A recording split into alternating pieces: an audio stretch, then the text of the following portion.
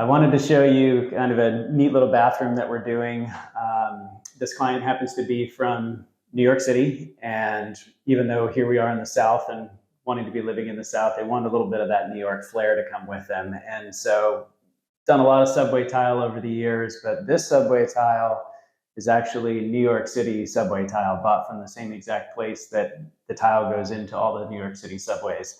So it's just something that just had to happen for this client. And while it looks just like other white tile that we have that we can buy here locally, this stuff did come out of New York, and it is the same exact manufacturer as the subway tile up there.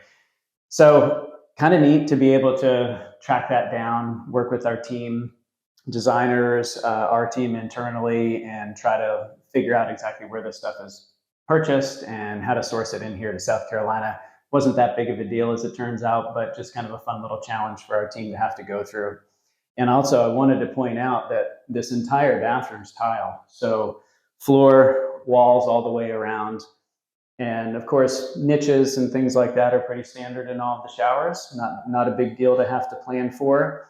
But as we look over towards the vanity, there's a lot of execution that has to come on early on in the game to make sure that we're going to get this all right. So there's going to be a mirror that's going to sit in here inside the tile border. And you see the sconce lights, or at least the boxes for the sconce lights over here on the wall.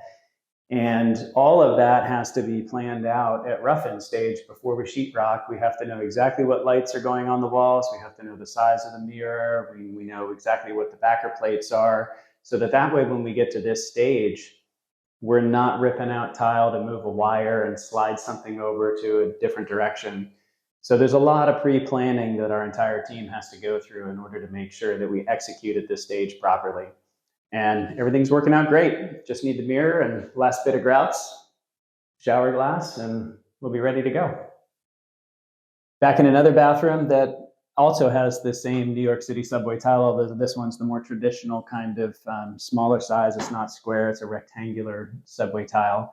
And they wanted to pull out some other cool little features. Unfortunately, we have the floor covered right now, so a little hard to see all the intricate design in the floor, but even pulling in this museum sign into the tile and pulling together the black trim piece that goes around sort of the picture mold at the top. It's really neat the way the whole design team and the owner came together to be able to capture some of these features that you'd have in New York City and bring them down here to South Carolina. And even just some of the more traditional style plumbing fixtures, going back to the brass that we saw years ago and more vintage kind of look pairing in with this bathroom. So it's kind of fun. Excited to see it all come to completion. Thank you for watching. For more videos on building science, please subscribe to our channel.